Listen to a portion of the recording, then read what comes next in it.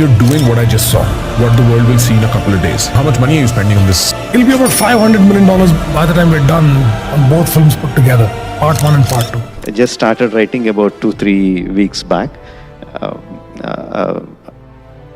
A globe-trotting action adventure. Mahesh Babu, a Telugu superstar, is the hero of the film. So yeah, bigger and better. आपने शाहिद कपूर और रणबीर कपूर को उनके career की biggest hit दी, तो अब अगली फिल्म आप जो स्पिरिट बना रहे हैं प्रभास के साथ, उन्होंने तो ऑलरेडी बाहुबली और कल्कि जैसी ब्लॉकबस्टर्स डिलीवर कर दी है। सर दिस बहुत बड़ा बोझ वाला सवाल है सर, मतलब मेरे को 2000 मारना है टू बीट बाहुबली 2। रजनीकांत से लेकर अक्षय कुमार, चिरंजीवी, अजीत कुमार, सलमान खान, थलापति विजय, ये इंडियन सिनेमा के वो बड़े नाम है जिनकी फैन फॉलोइंग मिलियंस में है। लेकिन 100+ फिल्में देने के बावजूद ये लोग कभी 1000 करोड़ का नंबर टच नहीं कर पाए। इंडियन सिनेमा में आज तक कुल मिला के सिर्फ 7 फिल्में ऐसी हैं जिसने 1000 करोड़ का मैजिकल नंबर टच किया है, और उस 1000 करोड़ के बोर्ड पे SRK ने 2 बार पठान जवान से 2 पॉइंट्स कमाए, प्रभास ने भी बाहुबली कल्कि से 2 पॉइंट्स, आमिर ने भी दंगल से 1, तो यश ने KGF 2 से 1 पॉइंट, तो जूनियर NTR एंड रामचरण के डुओ ने RRR से 1 पॉइंट बनाए। और सलमान खान ने खुद कहा था कि आज के टाइम पर 1000 करोड़ का कलेक्शन करना एक स्टैंडर्ड बन चुका है। मतलब 1000 करोड़ के कलेक्शन करने के लिए मेकर्स कुछ भी करने को तैयार रहते हैं। जैसे कि अभी रिसेंटली सन पिक्चर्स के ओनर यानी कि कलानिधि मारन चाहते थे कि लोकेश कनगराज कुछ भी करके कूली जैसी फिल्म को 1000 करोड़ का नंबर दिला दे, लेकिन अनफॉर्चुनेटली ये फिल्म वैसा कुछ नहीं कर पाई। बड़ा हरामी हो बेटा। 1000 करोड़ का कलेक्शन अगर सिर्फ 15 डेज में भी कर देना तो मैं ना चौंकूंगा। क्या बात कर रहे हैं? लेकिन इन फिल्मों को थिएटर में ही देखना। अब देखो, जहां बाकी फिल्मों के लिए 1000 करोड़ का कलेक्शन करना ही बहुत बड़ी बात होती है, वहीं बिग बजट फिल्में बनाने के मैराथन में राजा मौली को भी काफी पीछे छोड़ देना और लिटरली $500 मिलियन यानी इंडियन रुपीस में बोलूं तो कैलकुलेटर हैंग कर देने वाला नंबर यानी 4000 crore, in other words almost Indian cinema के टोटल कलेक्शन के बराबर पैसे लगा देना, ये काम करके दिखाया है प्राइम फोकस के founder and 8 times Oscar winning company DNEG के CEO नामित मल्होत्रा ने। और विजन ऐसा कि अगले 1 डिकेड तक इंडिया में कोई ऐसी फिल्म बनाने के बारे में भी ना सोचे। भारत की सबसे बड़ी कथा, भारत की धरोहर को दुनिया को दिखाना, इस मिशन एंड विजन के साथ नामित मल्होत्रा रामायण को अकेले प्रोड्यूस करने का डिसीजन लेते हैं, जो कि इंडिया की अब तक की सारी बिग बजट फिल्में लाइक कल्कि 2898 AD जिसे 600 करोड़ पे बनाया गया था, RRR जिसे 550 करोड़ पे, आदिपुरुष जिसे ऑलमोस्ट 700 करोड़, तो बाहुबली 1 और 2 का कंबाइंड बजट 430 करोड़ था। इवन इसने हॉलीवुड बिगेस्ट लाइक अवतार जिसे 237 million and Avengers infinity game and almost end game जिसे $700 मिलियन पे बनाया गया था, ये फिल्म उसके भी काफी करीब पहुंच गई है। और आपको शायद ही पता होगा कि इस प्रोजेक्ट की शुरुआत नामित मल्होत्रा ने नहीं बल्कि अल्लू अर्जुन के फादर साहब यानी कि अल्लू अरविंद ने की थी, लेकिन प्रोडक्शन में डिलेज होने लगे, फिल्म का बजट बढ़ने लगा, ऊपर से आदिपुरुष के फेलियर को देखते हुए अल्लू अरविंद एंड मधु मंटेना दोनों ही बीच में इस प्रोजेक्ट से कन्नी काट ली। ऊपर से जब नामित मल्होत्रा ने एज अ प्रोड्यूसर फिल्म के कमान संभाली तो उनको फिल्म के project and intellectual property rights के लिए अल्लू अरविंद एंड मधु मंटेना ने लीगल नोटिस भी भेज दिया, लेकिन बाद में जाकर इस मैटर को सुलझा लिया गया। पहले फिल्म के दोनों पार्ट्स को 1600 करोड़ के बजट ही एलोकेट की गई, लेकिन नामित मल्होत्रा के लिए फिल्म एक ड्रीम, एक पैशन है, इसलिए for this film whatever it takes to make grand and epic saga, he is ready to invest to compete with global films like Dune, Star Wars, Avengers, Avatar etc. और उस film के लिए नामित मल्होत्रा ने बड़ी अच्छी बात कही थी कि इंडिया में जितनी भी फिल्मों ने अब तक ग्लोबली कुछ पहचान बनाई है, जैसे कि Slumdog Millionaire, Gandhi, Lion and RRR, ये वही फिल्में थी जिसमें हम इंडियंस को एज अ विक्टिम दिखाया गया, but this time he chose Ramayana to showcase India's rich and heritage strength, जैसे हमारे पूर्वज सालों से पीढ़ी दर पीढ़ी हमें as a greatest legacy pass on करते आए। And world famous music composer Hans Zimmer को भी जब नामित मल्होत्रा ने अप्रोच किया तो उन्होंने भी कहा कि मैं उस फिल्म का पार्ट जरूर होना चाहूंगा जिसकी कहानी 4-5 हजार साल से जिंदा है और लोग आज भी उस पर प्राउड फील करते हैं। रामलीला से लेकर के रामानंद सागर जी की रामायण, हम हर छोटी बड़ी कहानी, कविताओं, फिल्मों में रामायण या उसके रेफरेंसेस देखकर ही बड़े हुए हैं। इसीलिए रामायण बनाने का असली विजन इंडियन ऑडियंस से ज्यादा पूरे वर्ल्ड की ऑडियंस को टारगेट करना है, फिर चाहे वो रामायण के बिलीवर्स हो या फिर नॉन बिलीवर्स। नामित मल्होत्रा ने अपने एक दूसरे इंटरव्यू में भी कहा था कि people in the west don't like it,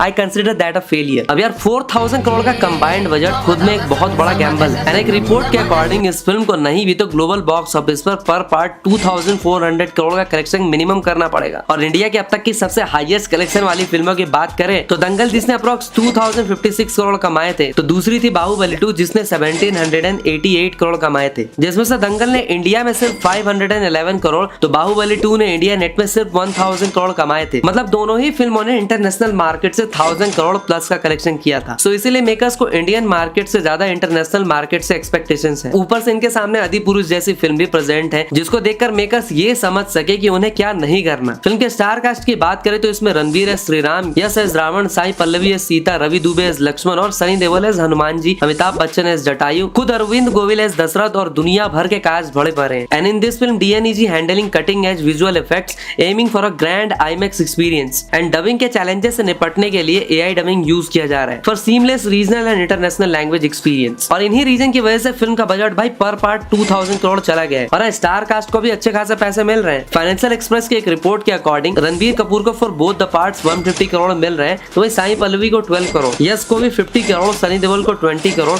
Ravi Dubey को भी 4 करोड़ के अप्रॉक्स मिल रहे हैं। और फिल्म पे सिर्फ इंडिया में मार्केटिंग एंड प्रमोशन के लिए 50 करोड़ का बजट रखा गया है और इंटरनेशनल मार्केट में फिल्म की मार्केटिंग अलग लेवल पे होने वाली है। इसलिए इस फिल्म के कास्ट भी इस फिल्म को एज अ मिशन की तरह ही ले रहे हैं। जैसे कि रणबीर कपूर जिन्होंने during the entire shoot nonveg खाना छोड़ दिया, एक्स्ट्रा ऑर्डिनरी बॉडी ट्रांसफॉर्मेशन की। सनी देओल ने भी अपनी बाकी 2 फिल्में यानी कि बॉर्डर 2, गदर 3 वगैरह को टाइम ना देके सबसे पहले रामायण को अपना टाइम स्लॉट दिया। एज अ रावण यश जिन्होंने काफी बार बॉलीवुड के साथ काम करने से मना कर दिया था, उस बंदे ने मेकर्स का विजन सुन के सीधा फिल्म पे एज अ को प्रोड्यूसर पैसे तक इन्वेस्ट कर दिए। The DNEG is owned by Namit Malhotra, you know, he's our Indian and who owns Prime Focus. So we met and we jammed and we started spending time. And he spoke about Ramayana. They've been working since many years and he just told, I have this vision. And I liked the person and I liked his vision and we both had similar vision. The vision was to put it on the international platform, take our Indian films with the kind of support our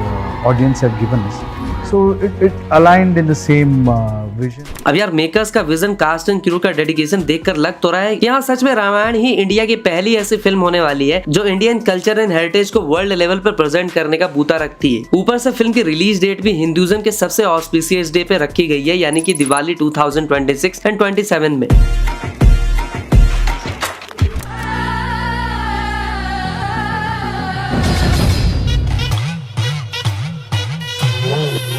second number पे हम जिस film के बारे में बात करने वाले हैं ना, उस फिल्म की कमान उस इंसान के हाथों में है जो हर बार इंडियन सिनेमा में कोई नया रिकॉर्ड या ट्रेंड सेट कर देता है, जो 5 साल से नीचे टाइम देने वाले किसी स्टार को मुंह नहीं लगाता। उसका श्राप ऐसा कि उसके साथ काम करने के बाद एक्टर्स वर्ल्ड वाइड फेमस तो हो जाते हैं लेकिन उसके बाद जो भी फिल्में करते हैं सब की सब फ्लॉप की भेंट चढ़ जाती है। अब तक तो आप समझ ही गए होंगे कि मैं किसकी बात कर रहा हूँ। जी हाँ, मैं इंडियन सिनेमा के राजा राजामौली की ही नेक्स्ट फिल्म SSMB 29 की बात कर रहा हूँ, जिसे अभी नया नया नाम मिला है ग्लोब ट्रॉटर। हिंदी में बोले तो एक ऐसा बंदा जो दुनिया की ऑलमोस्ट सारी कंट्रीज घूम के बैठा हो। अब इस फिल्म का नाम ग्लोब ट्रॉटर शायद इसलिए रखा गया है क्योंकि काफी सारे रूमर्स एंड स्पेकुलेशन कुछ ऐसे हैं कि this film gonna blend myth, reality and fantasy all together. और फिल्म में महेश बाबू का कैरेक्टर एक आर्कोलॉजिस्ट होगा जिसके अंदर हनुमान जी वाली कुछ क्वालिटीज या फिर ट्रेड्स होंगे, लेकिन इस फिल्म में हाई ऑक्टेन एक्शंस और रोमांस का तड़का भी लगेगा। और इसी फिल्म से राजा मौली भी एक यूनिवर्स या फ्रेंचाइज बनाने के बारे में भी सोच रहे हैं। राजा मौली ने खुद कहा था कि इस फिल्म से वो अपने ही पुराने सारे रिकॉर्ड्स तोड़ फोड़ के रख देने वाले हैं, इसलिए इस फिल्म में Hollywood technicians, VFX and AI पे जम के पैसे उड़ाए जा रहे हैं। SSMB 29 एक जंगल एडवेंचर फिल्म होने वाली है जिसमें राजा मौली अपने स्क्रिप्चर्स एंड माइथोलॉजी का भरपूर इस्तेमाल करने वाले हैं। और इस तरह की फिल्में आज मार्केट में हॉरर, कॉमेडी एंड एक्शन फिल्मों के बाद सबसे ज्यादा डिमांड में रहती है। एग्जांपल के लिए कल्कि 2898 AD ही देख लो, इसके अलावा कांतारा, हनुमान, कार्तिकेय 2, ब्रह्मास्त्र वगैरह। और राजा मौली की बाहुबली से लेकर RRR तक उनकी फिल्मों में माइथोलॉजी एंड स्क्रिप्चर्स की अमिट छाप देखने को मिलते रहती है, क्योंकि यार स्क्रिप्चर्स को कहानियों से ऐड करने से सबसे बड़ा बेनिफिट ये होता है कि लैंग्वेज बैरियर्स की जंजीरें टूट जाती है। अब अगर नागी या दूसरे डायरेक्टर्स कुछ ऐसा दिखा सकते हैं तो राजा मौली तो इसमें खुद मास्टर आदमी है। राजा मौली इस फिल्म में काशी को भी सिर्फ एक प्लेस नहीं दिखाकर उसे भी पर्सोनिफाई कर सकते हैं, मेरा मतलब उसका मानवीयकरण करना। और मैं कहूंगा कि SSMB 29 एक फिल्म ना होकर इट्स लाइक अ वॉर। और राजा मौली फाइट सीक्वेंसेस दिखाने में हर बार अपनी लिमिट्स को पुश करते रहते हैं, फिर चाहे वो मगधीरा के 100 लोगों के फाइट सीक्वेंस हो या फिर RRR का वो टाइगर वाला फाइट सीक्वेंस या फिर बाहुबली 1 का निम्डा दोस्तारकी का पूरा गैंग हो या बाहुबली का एंड गेम वाला फाइट, सब के सब भाई ओवर द टॉप रहे थे। लेकिन फिर भी SSMB 29 को इंडिया की अब तक की बिगेस्ट एक्शन फिल्म बताया जा रहा है। एंड मिड डे की एक रिपोर्ट के अकॉर्डिंग 3000 लोगों को ट्रेन किया जा रहा है कि एक्शन ब्लॉक क्रिएट करने के लिए, जिसमें वाटर फायर के साथ एक प्योर क्योस ऑडियंस को एक्सपीरियंस करने को मिलेगा। और इन सब के बीच एक बोट सीक्वेंस भी रखा गया है जिसके लिए हॉलीवुड के स्टंट टीम्स को भी बुलाया गया है। महेश बाबू, पृथ्वीराज सुकुमारन को अलग से ट्रेनिंग लेनी पड़ रही है इसके लिए। SSMB 29 में हीरो विलन का टिपिकल फॉर्मूला यूज ना करके पब्लिक को दोनों का ही पर्सपेक्टिव दिखाया जाएगा। एंड हीरो एंड विलन का फेस ऑफ भी बहुत ही सोच समझ के यूनिक यूनिक वे में प्रिपेयर किया जा रहा है। 9 अगस्त को राजा मौली ने जो फिल्म का पोस्टर शेयर किया था ना, अब देखो उसमें महेश बाबू का फेस रिवील तो नहीं हुआ, लेकिन उन्हें एक पेंडेंट पहने हुए दिखाया गया जिसमें महादेव का त्रिशूल और नंदी बने हुए थे और महेश बाबू के सीने से ब्लड निकल रहा था। इसी पोस्टर के साथ राजा मौली ने कहा था कि SSMB 29 की story and scope is so big जिसे सिर्फ पिक्चर्स या फिर प्रेस कॉन्फ्रेंस से जस्टिफाई नहीं किया जा सकता, इसलिए नवंबर के टाइम पर we are coming up with a never before seen Avatar teaser. अब 2 मिनट के टीजर में ऐसा क्या नया होगा वो तो देखने वाली बात होगी, लेकिन फीस की बात करें तो राजा मौली और महेश बाबू दोनों ने ही इस फिल्म के लिए 40% प्रॉफिट शेयरिंग पे डील पक्की करी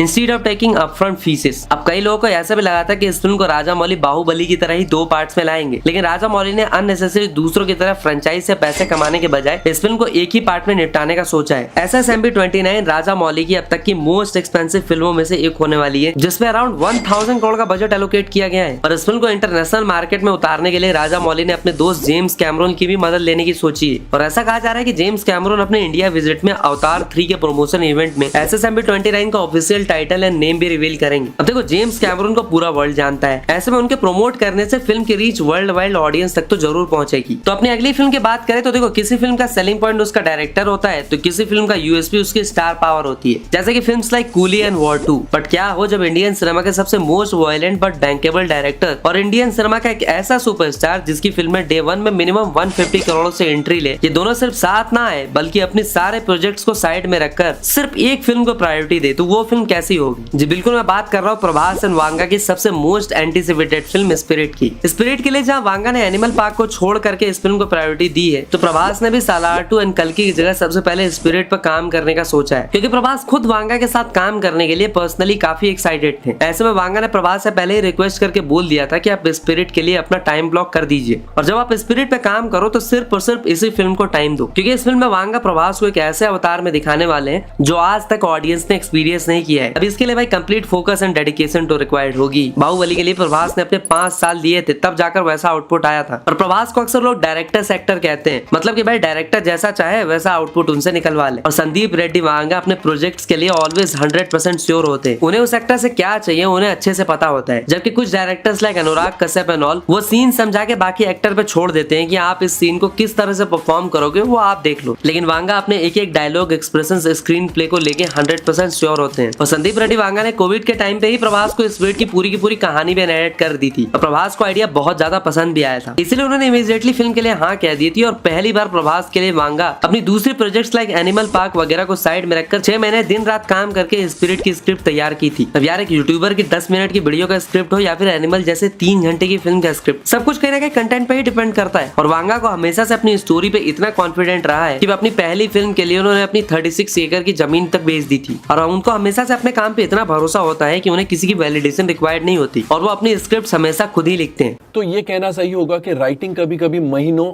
या 1-2 साल भी चल सकती है, लेकिन एग्जीक्यूशन में कम टाइम लगेगा। या सर, मेरा वैसा ही होता है because I write solo. I never had a co-writer. अब बात करें जो प्लॉट लीक हुई थी उसके अकॉर्डिंग फिल्म में प्रभास एक मिडिल क्लास बैकग्राउंड से होंगे जो अपनी ड्यूटी में हाईली डिसिप्लिन एंड डेडिकेटेड होगा। बाहर से जितना ही कड़क, अंदर से अपनी फैमिली के लिए उतना ही सॉफ्ट, एकदम नारियल माफिक। रूमर्स ऐसे भी है कि उसकी एक वाइफ और 4 साल का बच्चा होगा, लेकिन चीजें कुछ इस तरह से टर्न होगी कि उसकी पूरी दुनिया ही बदल जाएगी। अब देखो थलापति की थियरी वाली वाइब्स तो मुझे भी आ रही है, लेकिन सच बताओ तो मुझे लगता है कि वांगा की फिल्म की स्टोरी इतनी सीधी होने वाली है। अब चलो ये तो होगी रूमर एंड लीक कहानी की बात। फिल्म की 100% असली कहानी की बात करें तो स्पिरिट के ऑफिशियल पेज पे अगर आप जाओगे तो आपको वहाँ पे दिखेगा disgraced cop determined to regain his job, hunt down ruthless international crime syndicate, the ruthless saga begins. मतलब एक ऐसा पुलिस वाला जिसे फंसाया गया है उसे जॉब से निकलवा दिया गया है, लेकिन उसके बाद भी वो एक इंटरनेशनल सिंडिकेट को कैसे मिट्टी में मिलाएगा, ये फिल्म हमें कहीं ना कहीं वही चीज दिखाएगी। मतलब तैयार हो जाओ भर भर के एक्शंस, गोर सीन्स एंड वांगा की A-रेटेड फिल्म के लिए। और वैसे भी वांगा की फिल्म देखते ही सेंसर वाले बिना चेक किए A-रेटेड मूवी का स्टैम्प लगा देते हैं कि यार इसकी फिल्म है तो A-रेटेड से नीचे तो कुछ बात ही नहीं होना चाहिए। और मैं कहूंगा कि उल्टा आज की ऑडियंस, खासकर यंग ऑडियंस, ढूंढ कर A-रेटेड मूवीज देखने जाती है। दीपिका वाली कंट्रोवर्सी की बात करें तो दीपिका की फिल्म छोड़ने से शॉर्ट टर्म में भले ही फिल्म पे इम्पैक्ट हुआ हो, लेकिन लॉन्ग टर्म में फिल्म को फायदा ही हुआ है। पहली बात यह कि अब मेकर्स को उनकी मोटी फीस एंड टेंट्रम्स के वजन नहीं उठाने पड़ेंगे। दूसरा ये कि दीपिका कंट्रोवर्सी की वजह से फिल्म के प्री रिलीज में इस तरह का फ्री का प्रमोशन हो जाता है। फिल्म के बजट में बात करने से पहले वांगा ने ऑडियंस से कहा है कि अब तक प्रभास की 24 फिल्में आपने जरूर देखी होगी, लेकिन मैं उन्हें जिस अवतार में दिखाने जा रहा हूँ वो आपने आज तक नहीं देखा होगा और ना ही आपने कभी इमेजिन किया होगा। वांगा ने यह भी कहा कि 300 से 500 करोड़ के मैसिव बजट प्रभास गारू के लिए जस्टिफाइड है। And so confident about this film कि उन्होंने इस फिल्म का टोटल कलेक्शन 2000 करोड़ तक का बता दिया था। रिलीज डेट की बात करें तो पहले प्रभास के भी राजा साहब जनवरी 2026 में आएगी और शायद से फौजी भी 2026 के एंड तक आ जाएगी। तो आप मान के चलो कि स्पिरिट को आने में 2027 का एंड तो हो ही जाएगा।